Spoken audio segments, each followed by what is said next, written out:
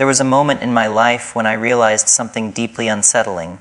I wasn't actually living my life. I was reacting to it.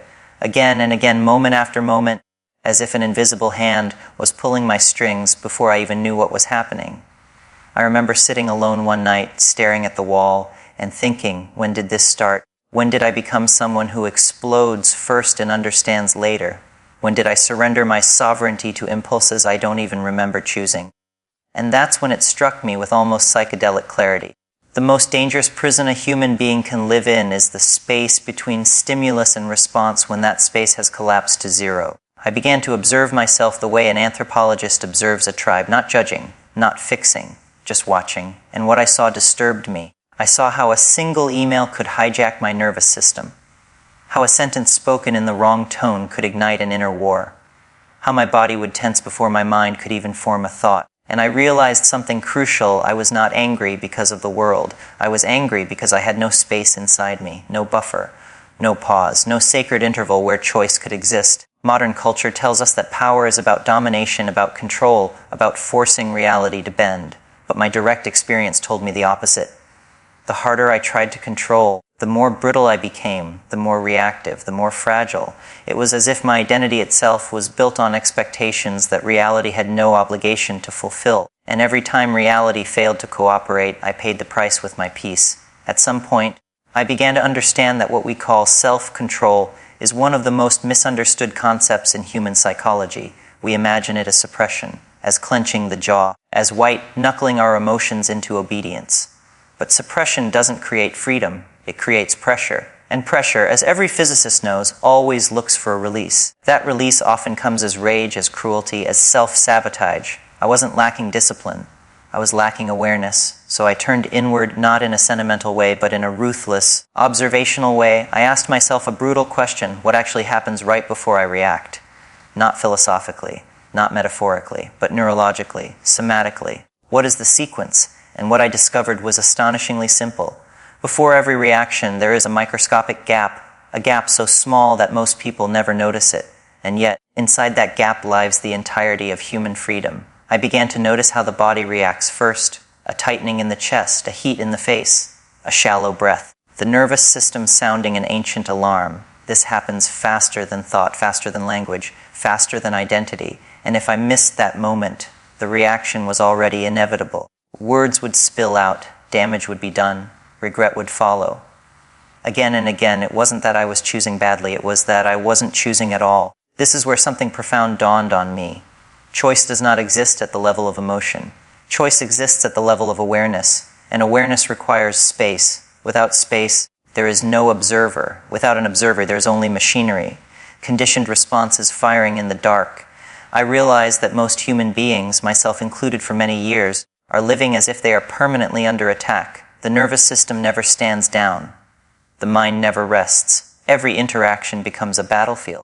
Every disagreement a threat to identity. And in that state, we confuse vigilance with intelligence. But vigilance without awareness is just paranoia. And paranoia creates enemies where none exist. As I watched myself more closely, I noticed something even more unsettling. My anger was rarely about what was actually happening. It was about what I thought should be happening. A meeting should go faster. A person should understand me. A plan should work. A relationship should be smooth. And when reality failed to obey these invisible rules, I reacted as if I had been wronged.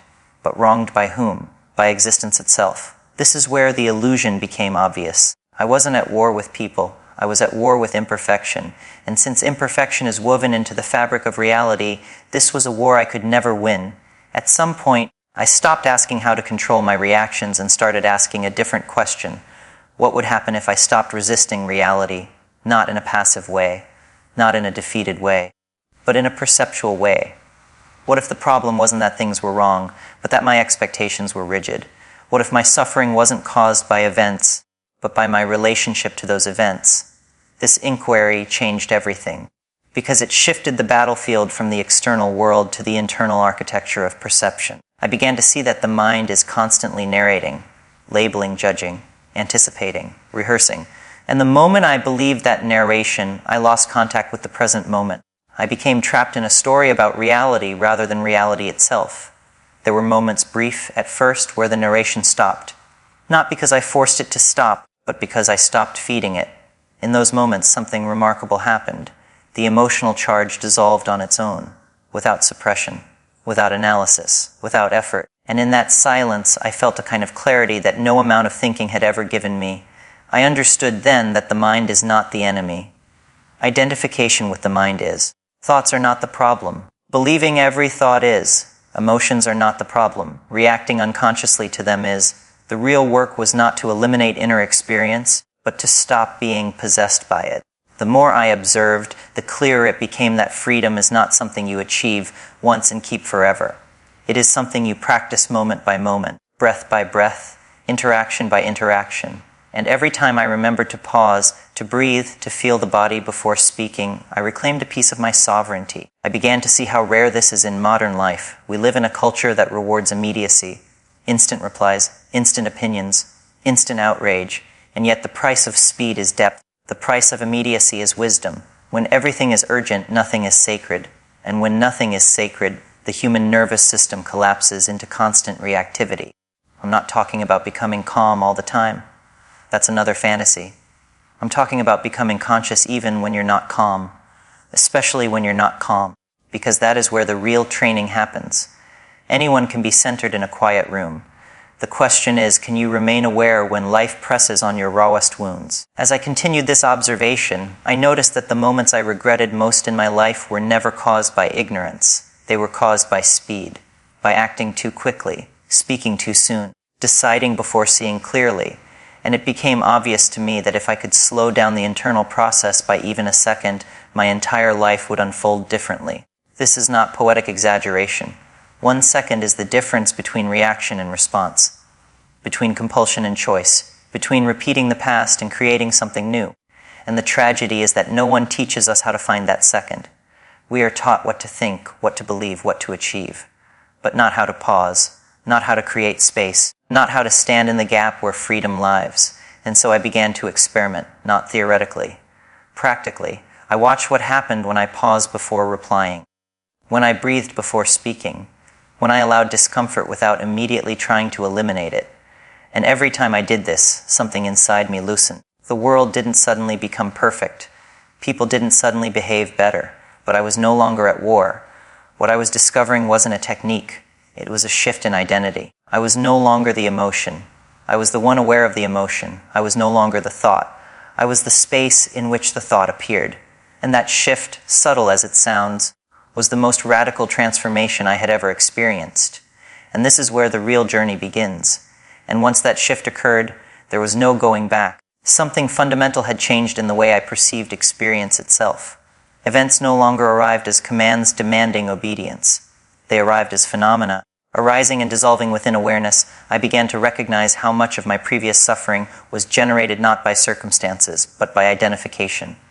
Identification with roles, with expectations, with narratives about who was supposed to be and how the world was supposed to respond to that image.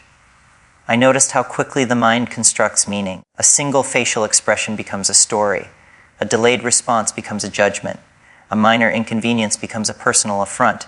And before awareness enters the scene, the body has already mobilized. Hormones flood the system. Muscles tighten. Language sharpens. The machinery prepares for battle. What astonished me was how unnecessary this mobilization was in most situations. It was as if I had been carrying a loaded weapon into every conversation, assuming conflict before it ever existed. As this realization deepened, I became acutely aware of how cultural conditioning reinforces this pattern. We are trained to equate speed with intelligence, certainty with strength, emotional intensity with authenticity. But the deeper I went into observation, the more I saw that real intelligence moves slowly. It listens, it waits. It allows information to reveal itself fully before acting. The impulsive mind, by contrast, is impatient. It wants closure immediately, even if that closure is destructive. I started to see my previous behavior not as moral failure, but as unconsciousness, a kind of trance.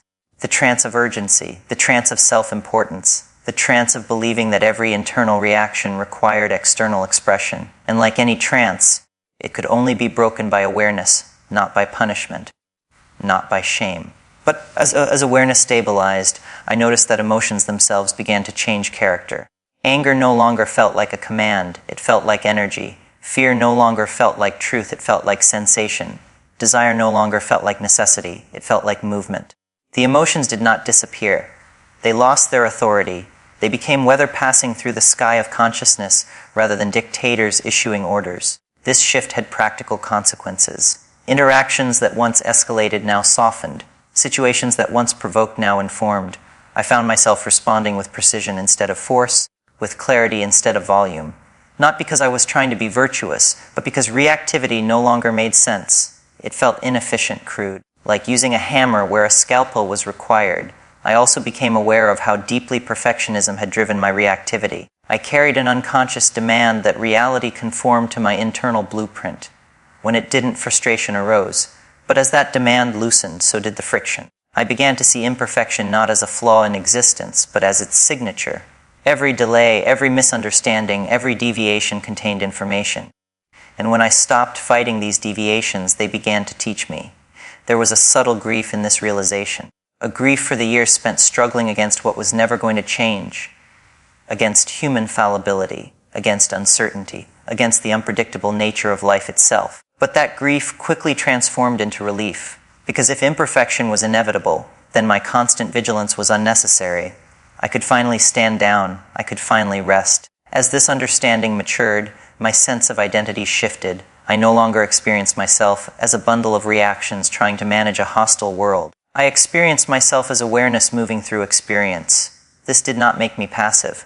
On the contrary, it made my actions more effective. When action arose from clarity rather than compulsion, it carried a different quality. It was precise, timely, appropriate. I noticed that my words began to land differently, not because they were carefully crafted, but because they were not charged with unconscious aggression. Silence became as meaningful as speech. Restraint became a form of intelligence. I began to understand why ancient traditions placed such emphasis on inner discipline, not as repression but as refinement, the refinement of perception itself. The nervous system also began to recalibrate. Situations that once triggered immediate stress responses now registered as neutral. My baseline state shifted from vigilance to openness. This was not something I forced. It emerged naturally as identification weakened. When the mind stopped interpreting everything as a threat to identity, the body followed. I became fascinated by how quickly reality responded to this internal change. People became less defensive around me. Conversations flowed more easily. Conflict escalated before it fully formed. It became clear that reactivity is contagious, but so is presence. The state you inhabit invites a corresponding state in others. By stabilizing awareness, I was unconsciously giving others permission to do the same. This was perhaps the most humbling realization, that my previous explosions were not isolated events. They were environmental toxins. They shaped the emotional landscape around me. And by dissolving reactivity within myself, I was quietly transforming that landscape, not through control, but through coherence. As days turned into weeks, I stopped thinking of this as a practice and began to see it as a way of being. Awareness was no longer something I did occasionally. It became the background of experience, and within that background, life unfolded with far less friction. Challenges still arose, loss still occurred, disappointment still visited. But these experiences no longer defined me. They moved through me. I also noticed how this shift altered my relationship with time. Urgency dissolved. The constant pressure to resolve everything immediately faded. I became more patient not as a virtue, but as a consequence of seeing more clearly. When you see the larger pattern, the need for immediate reaction disappears. You understand that most things unfold in their own rhythm. This understanding brought with it a sense of humility. I saw how little control I had ever truly possessed, and paradoxically, that recognition made me feel more powerful, because the illusion of control had been a burden. Letting it go freed enormous amounts of energy that could now be directed toward creativity, understanding, and genuine engagement with life. There was also an unexpected tenderness that emerged toward myself, toward others, toward the human condition as a whole. I saw how much suffering is generated by unconsciousness. How many lives are shaped by reactions inherited, not chosen. And instead of judgment, compassion arose, not as sentimentality, but as clarity. Seeing clearly inevitably softens the heart. As this tenderness deepened, my relationship with failure transformed. Failure no longer felt like an indictment. It felt like feedback, information, a signal pointing toward refinement rather than punishment. This alone removed a massive source of internal tension. When failure lost its emotional charge, experimentation became possible. Growth accelerated. I began to understand that mastery is not about eliminating mistakes. It is about responding to mistakes without collapse, without self-violence, without escalation. And that capacity arises naturally when awareness is present. The mind no longer needs to defend an image of perfection. It can simply adjust. This state is not dramatic. It is not ecstatic. It is quiet, ordinary, and yet profoundly liberating. It feels like standing firmly on the ground after years of being tossed by waves. The waves still come, but they no longer define the terrain. And as this groundedness stabilized, I recognized something that reshaped my understanding of freedom itself. Freedom is not the ability to do whatever you want. Freedom is the ability to not do what you are compelled to do. It is the capacity to interrupt conditioning, to step out of inherited patterns, to respond freshly rather than repeat the past. This realization carried an immense responsibility, because once you see this, you can no longer claim ignorance, you can no longer blame circumstance entirely. You begin to see where choice actually exists, not everywhere, but in specific, precise moments. And those moments, though brief, are sufficient to change the trajectory of a life. From that point forward, every interaction became a kind of mirror, showing me where awareness was present and where it was absent, showing me where identification still lingered. And instead of resisting those discoveries, I welcomed them. They were not failures, they were invitations to deepen. The path revealed itself not as a destination, but as an ongoing refinement of perception, a continual return to presence, a continual release of unnecessary struggle. And in that return, life became less about control and more about participation, less about domination and more about alignment. This was not the end of the journey. It was the stabilization of a new way of seeing. And from that stabilization, a deeper layer of understanding began to unfold, one that was not intellectual but experiential, as if reality itself was beginning to cooperate once I stopped fighting it. I noticed that when perception became clear, action no longer felt like something I initiated. It emerged, it arose naturally without internal debate, without the friction of second guessing. There was a sense that life was moving through me rather than me forcing my way through life. This was unsettling at first because it dismantled the familiar identity of the controller. The manager, the one who must constantly intervene, that identity had felt necessary, even heroic, but now it revealed itself as exhausting. A survival mechanism masquerading as strength. As it loosened, a different quality of strength appeared, a quiet resilience, a capacity to remain intact even when circumstances shifted unpredictably. I became aware of how much of my previous effort had been wasted on resistance. Resistance to change, resistance to uncertainty, resistance to the fact that life is not obligated to make sense on my timeline. And with that awareness came an unexpected lightness. The burden of constantly trying to maintain coherence dissolved. I no longer needed everything to align perfectly for me to remain steady. This steadiness did not mean emotional numbness. On the contrary, emotions were more vivid, more textured. Joy felt cleaner. Sadness felt purer. Even anger, when it arose, was informative rather than overwhelming. It pointed to boundaries, to values, to areas requiring attention. It no longer demanded immediate discharge. It could be listened to, understood, integrated. I saw clearly how unconsciousness fragments perception. When reactive, the world appears hostile, fragmented, full of obstacles. When aware, the same world reveals patterns, relationships flow. Nothing external had changed, only the lens. And the lens, I realized, determines everything. It determines not just how we feel, but what we are capable of perceiving at all. As this realization deepened, my relationship with effort transformed. I no longer equated effort with strain. Real effort now felt precise and economical. It arose only when needed and dissolved when complete. The constant background tension that had once accompanied all activity faded. Action became cleaner, movement more efficient, rest more restorative. I noticed that much of human suffering comes from mistimed effort. Pushing when waiting is required. Speaking when listening would reveal more. Acting when observing would prevent error. Awareness corrected timing naturally. It calibrated my responses to the actual conditions present rather than imagined scenarios projected by fear. There was also a profound shift in how I related to uncertainty. Previously, uncertainty had been intolerable. It demanded immediate resolution. Now it became a space of possibility, a fertile ground where multiple outcomes could coexist without anxiety. I no longer needed to collapse uncertainty into premature certainty just to feel safe. This tolerance for uncertainty had far-reaching effects. Creativity expanded. Insight deepened. I became less predictable, not in behavior, but in thought. I could hold opposing ideas without urgency to resolve them.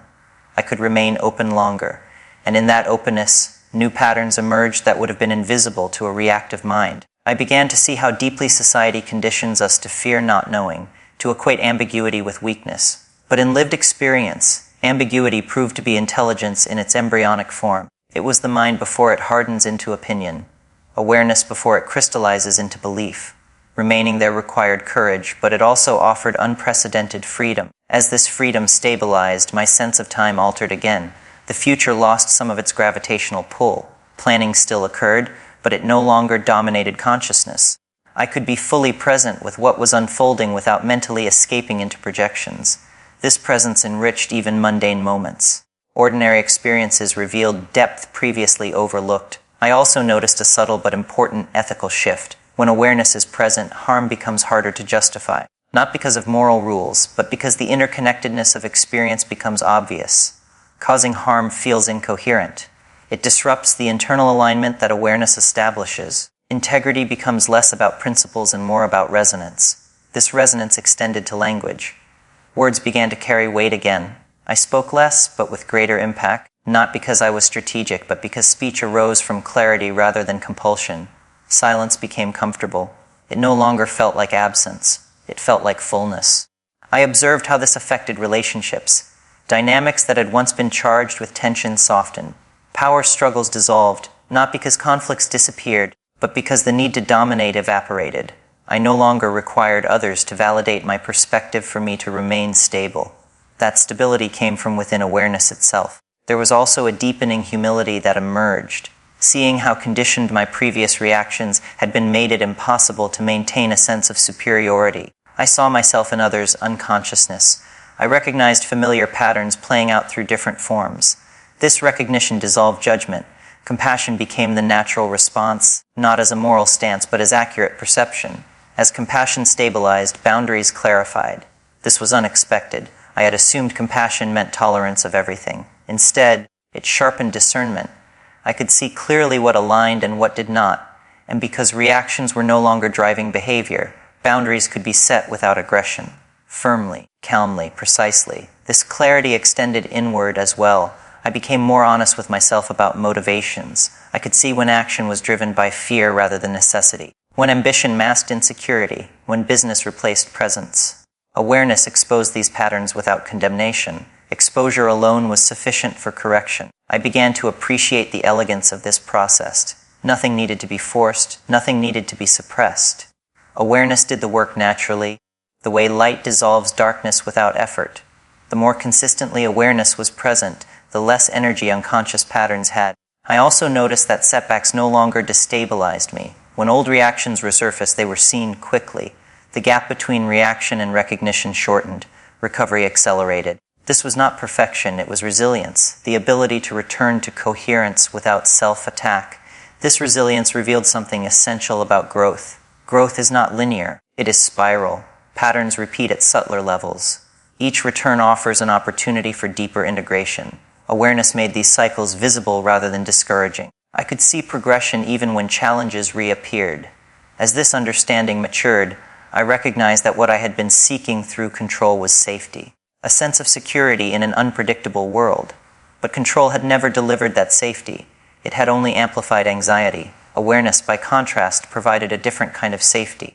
Not protection from change, but adaptability to it. This adaptability became the new foundation. Instead of trying to secure outcomes, I focused on maintaining clarity. Instead of manipulating circumstances, I refined perception. The paradox was that outcomes improved as a result. Not because they were controlled, but because responses were appropriate. I saw how this applied not just to personal life, but to collective systems. Organizations, relationships, cultures all suffer from reactive patterns. When leadership is unconscious, instability spreads. When awareness is present, coherence emerges. This insight reshaped how I understood influence. Influence was not about force, it was about state. The state you inhabit communicates more powerfully than anything you say. Presence transmits stability. Reactivity transmits chaos. People respond not to your intentions, but to your nervous system. Recognizing this shifted responsibility inward. The work was always internal first.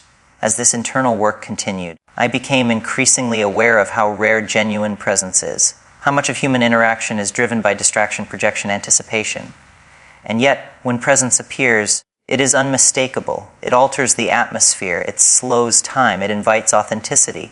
I found that when I remained present, others often mirrored that presence unconsciously. Conversations deepened, listening improved, misunderstandings resolved with less effort. It became clear that awareness is contagious, just as unconsciousness is. This realization carried profound implications. It meant that personal transformation was not isolated. It radiated outward, without preaching, without instruction, simply through embodiment. The way one person relates to experience can influence the field around them. I no longer saw this path as self-improvement. That framework felt inadequate. It was not about becoming better. It was about becoming more real, more aligned with what is actually happening rather than what I imagined should be happening. And in that alignment, life revealed a depth that had always been present but obscured by reactivity, a depth that did not require explanation, only attention. The unfolding continued not toward an endpoint, but into a widening field of awareness where experience could arise freely without being immediately captured by habit or identity. And within that widening field, something irreversible settled into place, not as an achievement but as an orientation. I was no longer trying to arrive anywhere. The hunger for completion dissolved. The idea that there was some final state of mastery waiting in the future lost its grip. What replaced it was a steady intimacy with experience as it unfolded, moment by moment, without the constant urge to correct it, justify it, or escape it. I began to see how much of my earlier life had been organized around avoidance, avoiding discomfort, avoiding uncertainty, avoiding vulnerability, and in doing so, I had avoided life itself. Presence revealed that discomfort was not the enemy I had imagined. It was information, a signal pointing toward areas of contraction, areas where identity was still clinging. When I stopped resisting that signal, it softened. Not instantly, not magically, but reliably. This reliability changed my relationship with trust. I stopped trying to trust outcomes. Outcomes are inherently unstable. I learned instead to trust awareness, to trust that whatever arose could be met, that I did not need to pre-solve the future to be safe in the present. This was not optimism. It was realism at a deeper level, a recognition that adaptability is more dependable than prediction. As this trust stabilized, fear lost much of its authority. Fear still appeared, but it no longer dictated behavior. It became one voice among many, not the commander. I could feel fear without obeying it. That distinction alone transformed countless decisions. Paths I would have avoided before became accessible. Conversations I would have postponed unfolded naturally. The contraction that once defined my inner landscape gradually loosened. I also noticed a profound simplification of values. Many of the goals I had pursued lost their urgency, not because they were wrong, but because they were compensatory. They had been attempts to secure worth, to manufacture certainty, to outrun an underlying unease. As awareness illuminated that unease, the compensations fell away. What remained were values rooted in clarity rather than insecurity. This simplification brought an unexpected richness. Life became less crowded internally. Fewer conflicting agendas competed for attention. When action was needed, it emerged cleanly. When rest was needed, it was taken without guilt. The constant internal negotiation that had once drained energy faded. Decisions became easier, not because options disappeared, but because alignment became obvious. I became increasingly sensitive to the quality of my attention. Where attention went, experience followed. When attention was fragmented, life felt fragmented. When attention was unified, experience cohered. This made attention itself feel precious, something to be stewarded rather than squandered. I noticed how easily it could be hijacked by trivialities, by outrage cycles, by endless mental commentary, and I noticed how restoring attention restored equilibrium. As equilibrium stabilized, I experienced a deeper sense of responsibility, not the heavy responsibility of obligation, but the clarity that my state of consciousness mattered, that how I showed up influenced more than just my own experience. It shaped interactions, environments, outcomes. This was sobering, but also empowering. It meant that meaningful change did not require force. It required coherence. Coherence became the guiding principle. Coherence between thought, emotion, and action. Coherence between inner state and outer expression. When coherence was present, effort decreased and impact increased. When coherence was absent, friction multiplied. This pattern repeated so consistently that it became impossible to ignore. Alignment was not a moral ideal. It was a functional necessity. I also saw how easily coherence could be disrupted by unconscious identification. A single unexamined belief could reintroduce rigidity. A single defended position could reignite conflict. Awareness had to remain alive, dynamic, responsive. This was not a static achievement. It was an ongoing relationship with experience, one that required humility and attentiveness. Humility deepened as I recognized how provisional all perspectives are, how partial, how context-dependent. This recognition did not lead to relativism or paralysis. It led to flexibility, the ability to revise, to update, to learn. Certainty softened, curiosity expanded. I became less interested in being right and more interested in seeing clearly. Seeing clearly revealed the subtle ways ego reasserts itself. Even spiritual insight can be appropriated by identity. Awareness can become a badge. Presence can become a performance. When that happened, contraction returned. The body signaled it immediately. Tightness, agitation, restlessness. These signals became allies rather than enemies. They indicated misalignment before it escalated into reaction. Over time, I learned to listen to these signals early, to adjust gently rather than forcefully. Correction became a quiet recalibration rather than a dramatic intervention. This gentleness was not weakness, it was efficiency. Systems that adjust early require less energy than those that wait until breakdown. This understanding reshaped how I approached difficulty. Difficulty was no longer a sign that something had gone wrong. It was often a sign that something was reorganizing. Growth rarely feels comfortable. Expansion disrupts familiar patterns. Awareness allowed me to remain present through that disruption without reverting to old defenses. As this capacity matured, I noticed a profound change in how I related to others' reactivity. Previously, another person's anger would trigger my own. Their anxiety would infect me. Now, their reactivity appeared as information about their internal state rather than a personal attack. This did not mean tolerating harmful behavior, but it meant responding from clarity rather than reflex. This shift alone transformed relationships.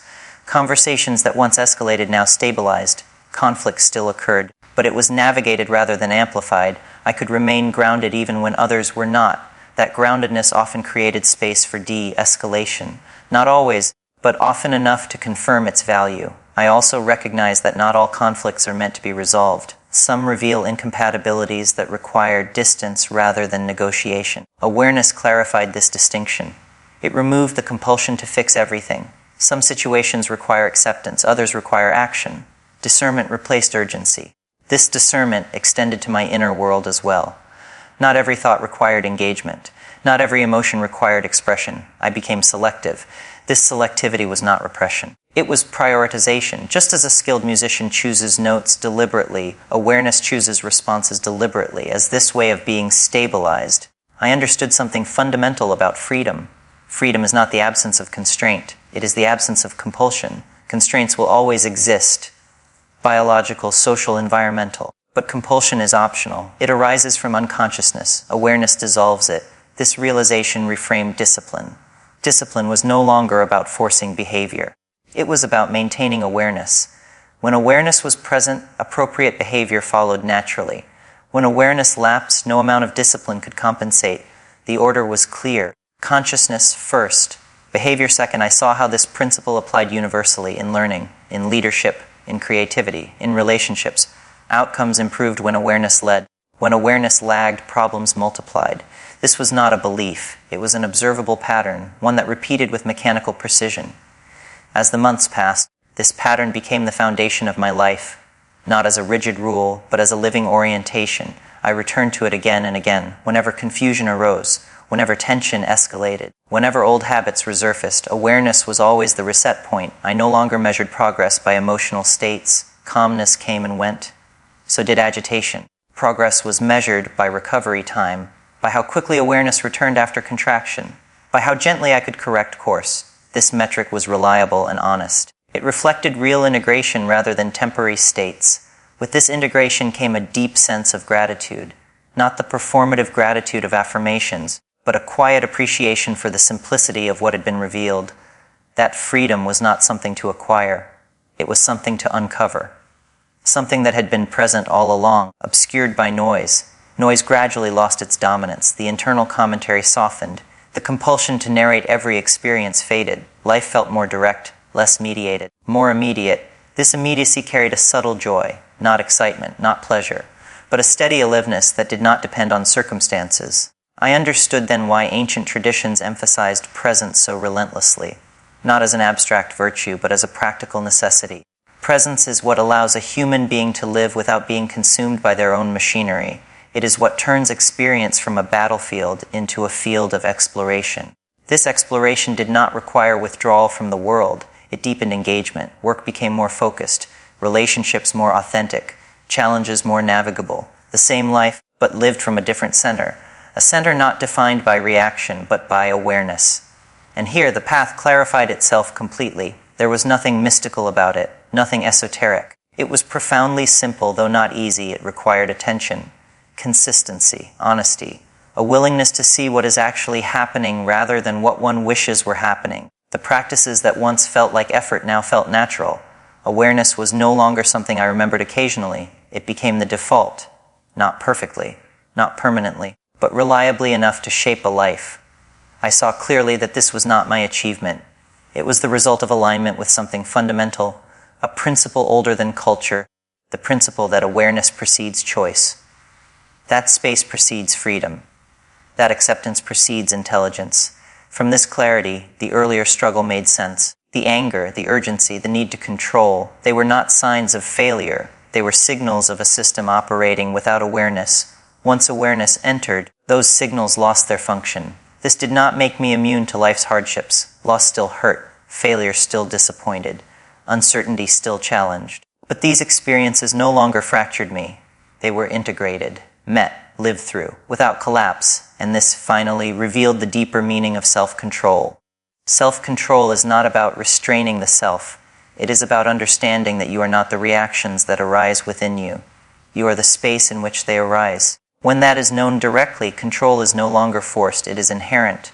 The samurai understood this not as philosophy, but as survival. In a world where a single impulsive movement could mean death, awareness was essential. Our world may look different, but the stakes are no less real.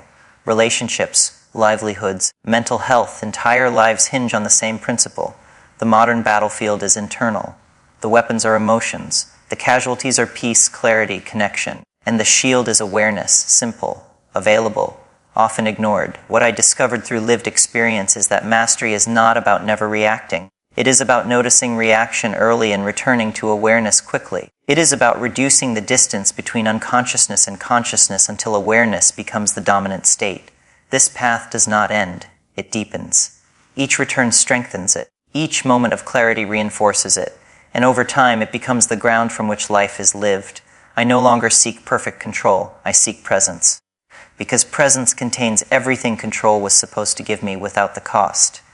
And in that presence, life unfolds with a quiet intelligence that does not need to be managed, only met.